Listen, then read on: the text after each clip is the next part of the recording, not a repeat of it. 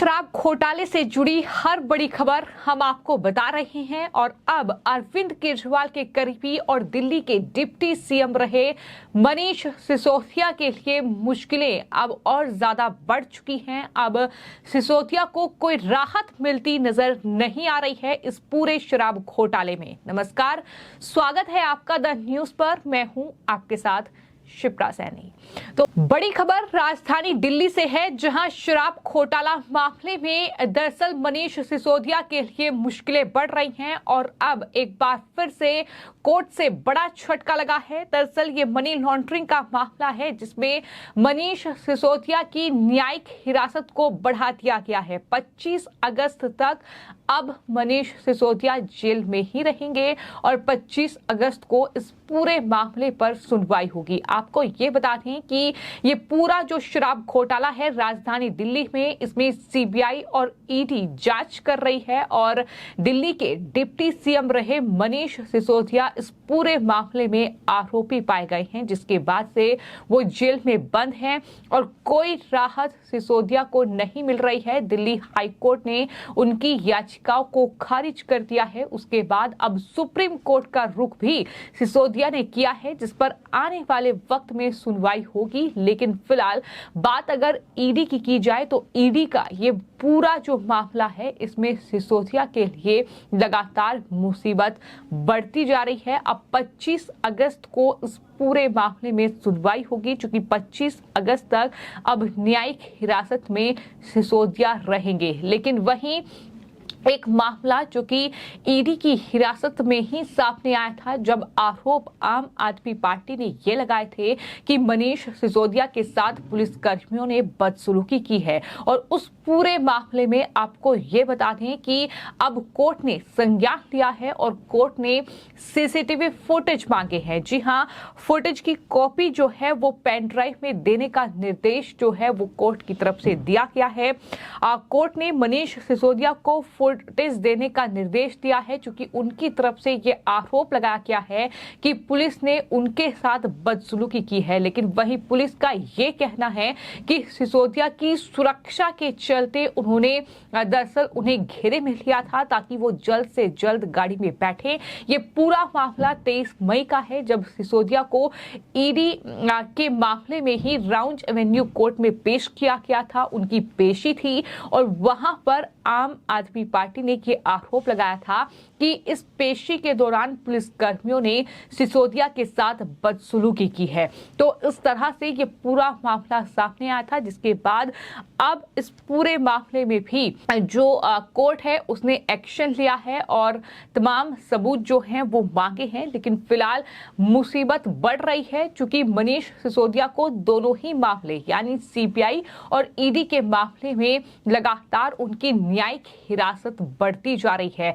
फिलहाल high court से भी झटका मिलने के बाद अब सिसोदिया जो है वो सुप्रीम कोर्ट पहुंचे हैं और सुप्रीम कोर्ट में इस पूरे मामले में अब 28 जुलाई को सुनवाई होगी।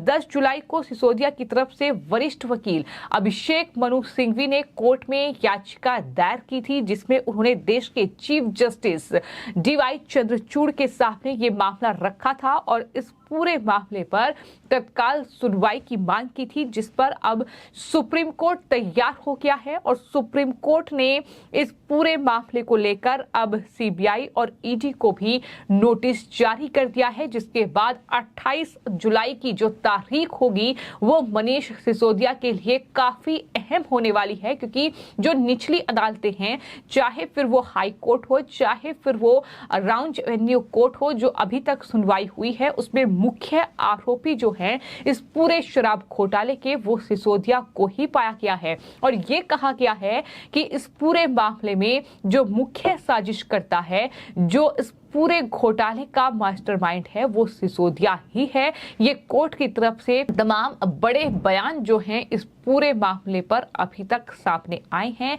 लेकिन वहीं सिसोदिया लगातार अपनी पत्नी के स्वास्थ्य का हवाला देकर वो जमानत मांग रहे हैं इस पूरे मामले में। और सुप्रीम कोर्ट में भी जो याचिका दायर की गई है उसमें यही कहा गया है कि पत्नी की तबीयत खराब है, तो ऐसे में अब उन्हें जमानत मिलनी चाहिए। तो अब 28 जुलाई की जो तारीख होगी वो आम आदमी पार्टी अरविंद केजरीवाल और सिसोदिया के लिए काफी अहम होने वाली है। लेकिन वहीं दिल्ली में जिस तरीके से ये पूरा शराब घोटाला सामने आया है, आपने देखा होगा, हमने आपको हर बड़ी खबर जो है वो इस शराब घोटाले से जुड़ी बताई है कि किस तरीके से मनीष सिसोदिया के इस पूरे मामले को लेकर अरविंद केजरीवाल की बौखलाहट, उनकी पार्टी के दूसरे नेताओं की बौखलाहट देखने को मिली है।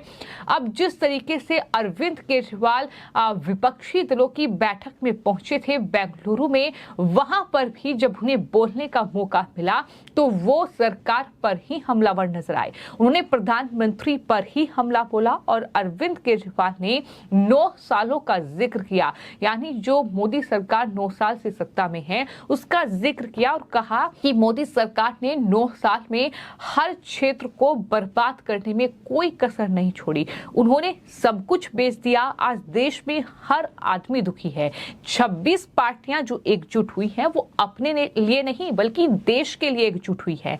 हम देश को बचाने आए हैं। जिस तरह से पूरे देश में नफरत फैलाई जा रही है उसे बचाना है, ये अरविंद केजरीवाल का बयान है।